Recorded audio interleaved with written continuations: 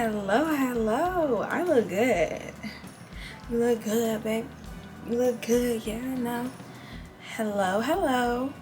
Welcome to my channel. My name is Nivea. I am a 20-year-old personal trainer. Today, as you can see from the title, I'm going to be sharing my 5-year fitness journey. I'm not gonna lie, I'm surprised I still like working out. I'm surprised I still go to the gym. Because it's been hard, it's been rough, but I would not have traded this experience for anything. I've learned so much. I have grown so much. I've watched my body change and do things that I didn't think my body was capable of doing.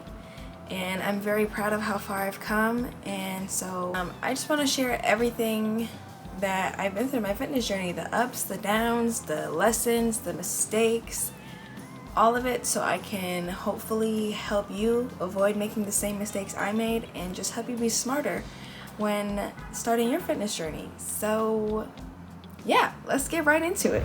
I wrote some notes because this is maybe my 4th time trying to film this, and I tried to wing it and I just didn't remember. I didn't remember, it was all over the place. So I'm finally doing it with some structure. This is quite literally how my fitness journey started. I just started to wing it and it was all over the place and I had to learn structure. So yeah, just a little bit of backstory. I have always been active. I've always been into movement, to doing, you know, just athletic type of things. I've always been athletic. When I was living in Hawaii, I did track with my church. It wasn't really like a track team or nothing. Like, we would just have meets and they would make me run. So that's how, I would say that's how it started. I did gymnastics when I was very, very young, like 6, 7, but that didn't last very long because I didn't want to do push-ups and I got kicked out. I'm just a kid, I don't know why they kicked me out. And then when I went to middle school, I did cross country in 6th grade, and then I started doing competitive cheer in 7th grade, and I have been a competitive cheerleader ever since. And I love cheer. So yeah, since I've had such an athletic background, I've always been, you know, muscular, toned. I've been toned, some people might say. I started my fitness journey in late 2019. And I quite literally had absolutely no idea what I was doing. Like, I just went to the gym with the goal of wanting a big butt in a tiny waist. I feel like most women go to the gym with the goal of wanting to grow their butt and get a small waist and just have an hourglass figure. I had absolutely no knowledge at all. I would just do random workouts. I would do glutes and abs and cardio every day.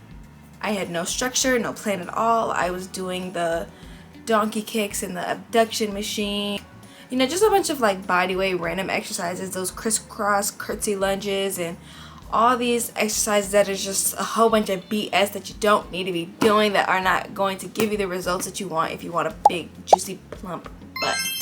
So yes, like I said, I started in 2019 and then we get to early 2020 and then COVID happens. So all the gyms are shut down. We're all forced to work out at home. And so obviously when we're in the COVID workout era, that is when me and many others got into our Chloe Ting's era. Chloe Ting's and I was also on Vicky Justice. Vicky Justice had the big booty challenge and like a 30-day grow your butt in 30-day challenges, and then, you know, Chloe Ting's was all the ab shred and cardio stuff like that. So that's quite literally all I was doing, thinking that that was gonna get me the goals I wanted, and I didn't have to eat. I could still eat the way I wanted, and boy, was I wrong. So obviously in this time of lockdown, shutdown, all we could do was be on TikTok and doom scroll. So because I couldn't go to the gym in person, I took the time in COVID to really educate myself. And I say educate like this because obviously not getting like the type of education I'm getting now in college, but I was gaining more knowledge than what I had when I started. And so I was watching a lot of like JPG coaching, and I think her TikTok is like Dr. Liv and some other people that I don't remember their socials, but I would just watch a bunch of videos and try and gain as much knowledge as I could on what exercise I should do and what exercises I shouldn't do. It was around that time. Obviously the gym started to open back up, so I was going back to the gym with more knowledge than what I started, and that definitely helped me. Obviously it helped me so much because I was going and doing absolute BS, and then I came back doing less BS. Now we get to 2021, I start to be, you know, more consistent. I have a program. I say program like this because I made it myself. So obviously it wasn't the best it could have been, but it was more structured than what I had, and I actually had a plan for what I was going to do every time I went into the gym, instead of just going to the gym and using whatever machines I could and what was free, honestly. And I also, during this time, started to train all of my muscle groups rather than just my butt and my abs. I started focusing more on my compounds and progressively overloading and my nutrition, and I started to see the gains. Maybe the gains were starting to show, and I will say I started to see more of an hourglass figure. And I do this because it's not that I shrunk my waist so much that I started to have an hourglass figure, but it's because I started training my upper body, so it gave me more of an illusion of an hourglass, because training your back specifically will help give you that illusion of an hourglass, because it'll be like, ooh, back, ooh, waist, ooh, hips. Obviously I started to learn more about nutrition and how important nutrition was when it came to reaching my goals. So I was trying my best to make smarter food choices and just eating habits, smarter decisions on what I was eating, less of the processed foods and fast food and stuff like that, and more whole foods, more, you know, things that are actually going to properly fuel my muscles and help them grow. And so during this time, 2021, 2022, I didn't truly understand. Obviously I knew like what bulking and cutting was, but I didn't understand the length of time that I needed to do these things to see the goals that I wanted to see. So it was like I would bulk for a month, and then I would hate looking bulky, or I'd hate like seeing the scale go up. So I was like, you know what, I'm gonna cut, and then I'm gonna bulk, and then I'm gonna cut, and then I'm gonna bulk, and then I'm gonna cut. So I never really had like, you know, 6-month bulking periods. I just had these fake little bulking and cutting phases, and I feel like I was confused as to why my butt wasn't growing in the way I wanted to, but that's simply just because I didn't put myself in a bulk phase for long enough, because the progressive overload was there. When I was bulking for like my 1-2 months at a time, the strength was, you know, obviously my strength was increasing. I was making progress, but when I would start to see the scale and I would start to see the mirror, it would make me no longer want to bulk, because I just simply just had a fear of like getting bigger, especially because I'm 5 foot. So, you know, I will start to look like a cube. Like I will look so compact, and it wasn't a look that I was going for. I didn't want to look that way, so that's why my bulking and cutting phases were not the way they should have been.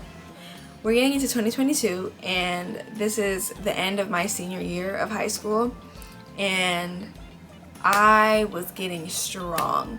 I was getting so strong, and I loved the feeling of getting stronger and really just like intimidating the men that I went to the boys that I went to high school with. So the, you know, idea or the desire that I had to be petite and slim waist, big butt, you know, stuff like that, went out the door, because I was getting strong, and I loved, quite literally, I loved the attention. I loved being able to squat and bench more than a lot of the boys that I went to high school with. Like, I was squatting 275 pounds and benching 165 at the ripe age of like 17. Like, who was I? I don't know, because high school, senior year of high school was the last time I touched that weight, baby. I have not lifted that heavy since.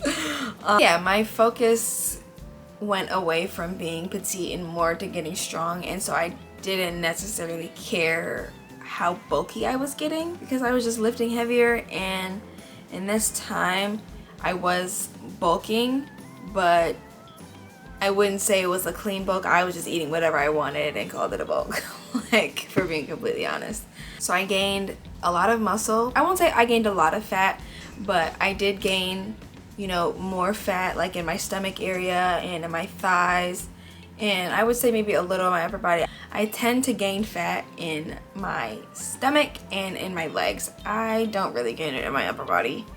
And honestly, I'm glad. I ain't mad about it. I graduated high school that spring, and then started college that fall. Most people, when they start college, they have to spend their first year, you know, living in a dorm, and you can't have your car.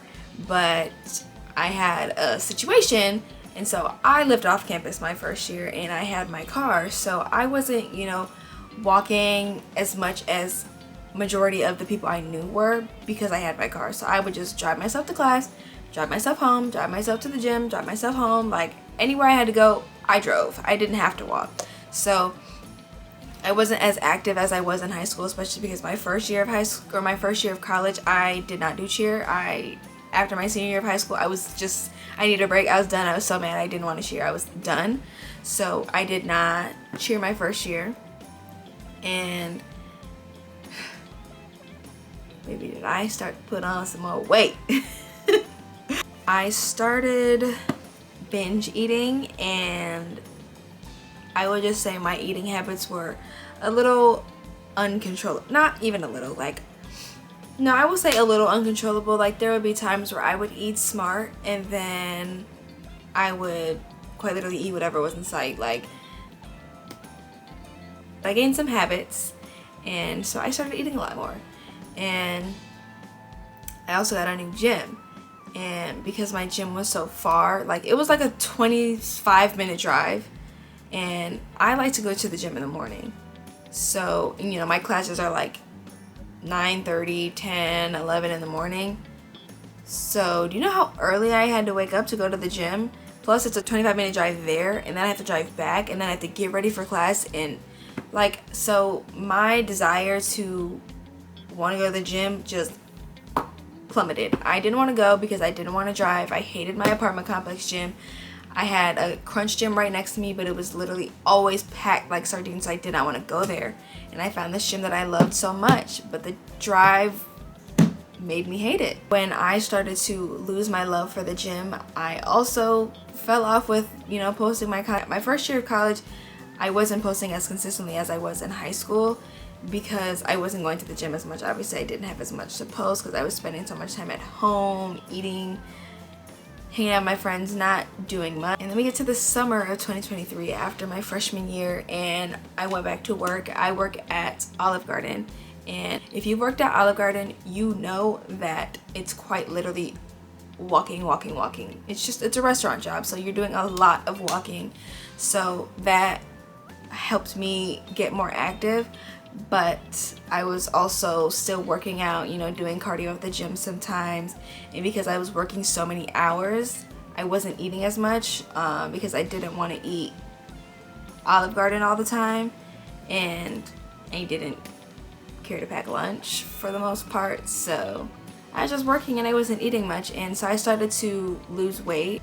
I don't remember my exact weight, but I want to say I was probably around anywhere between 120 and 130 when I went back to college.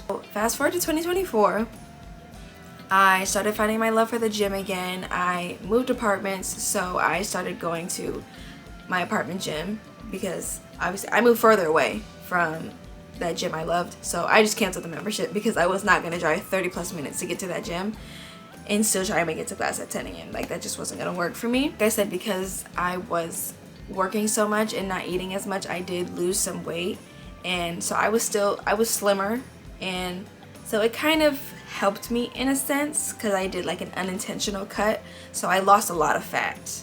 I started to put more of my focus on just my lower body and my back. It's so easy for me, and it's always been so easy for me to gain muscle in my arms, specifically my shoulders and my biceps. It's like no matter what I do, the muscles, they don't go away. I didn't care to be pushing the most weight. I didn't care to be extra strong. I was quite literally training solely to look good.